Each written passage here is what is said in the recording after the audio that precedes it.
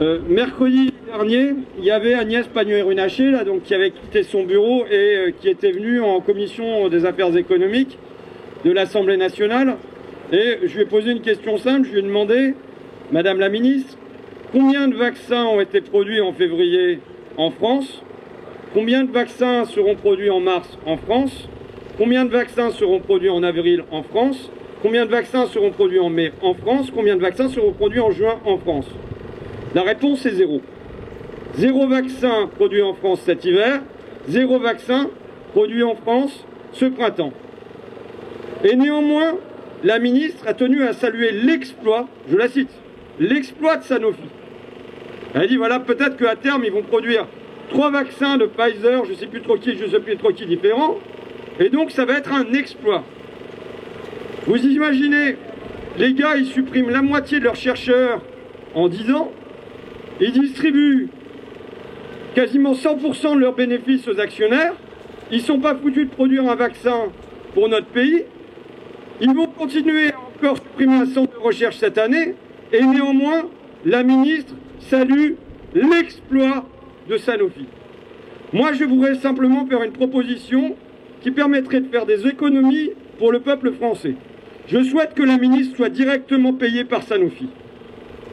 Je pense qu'aujourd'hui, elle fait ça bénévolement, de bon cœur et tout ça. Mais autant qu'elle soit directement payée par Sanofi, ça fera quelques économies sur nos impôts et ça assurera une plus grande transparence. Je vous remercie. On est devant la manif des Sanofi là, à Bercy. Je voudrais en profiter pour fêter un anniversaire. Mais un anniversaire au goût un petit peu amer. Il y a un siècle était découverte l'insuline. L'insuline, c'est ce qui permet de lutter contre le diabète. Ceux qui l'ont découvert, c'est 4 chercheurs de Toronto. On les appelle The Four of Toronto, tu vois, les 4 de Toronto. Et quand ils ont découvert l'insuline, quand ils ont découvert que ça pouvait permettre de soulager le diabète, ils l'ont mis, leur brevet, ils l'ont vendu pour 1 euro. C'est-à-dire pour rien. Et ils ont dit, l'insuline ne nous appartient pas, elle appartient au monde. C'était il y a un siècle.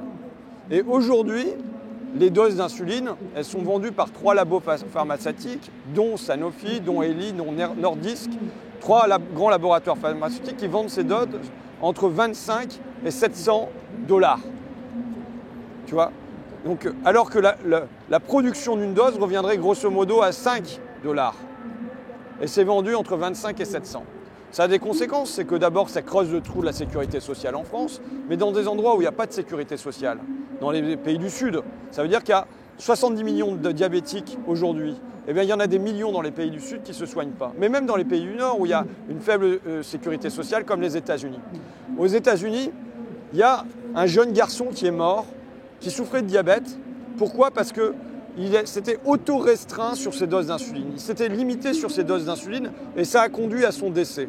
Il avait dépassé l'âge de 26 ans. Jusqu'à 26 ans, il vivait sur l'assurance maladie de ses parents et donc il était remboursé. Et après 26 ans, eh bien, comme il n'était plus remboursé, il s'est auto-limité, sinon ça lui serait revenu à 1 300 $ par mois.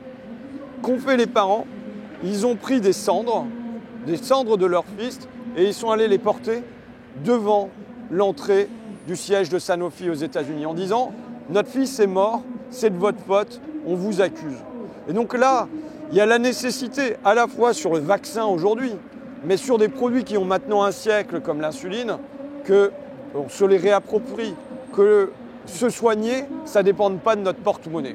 Et ça, pour ça, il faut une pression du politique face à l'économique. Mais là, on est à Bercy, donc il y a le cabinet de Agnès Pannier-Runacher qui est là, de Bruno Le Maire qui est là. Ce qu'on vit depuis 1 an, ce n'est pas une résistance du politique face à l'économique, face aux pharmaceutiques, mais au contraire, la fusion, la confusion et la soumission du politique à l'économique. Est-ce qu'il va y avoir des pressions qui vont être faites sur l'insuline ou sur le vaccin? La réponse est non. On en a déjà la garantie.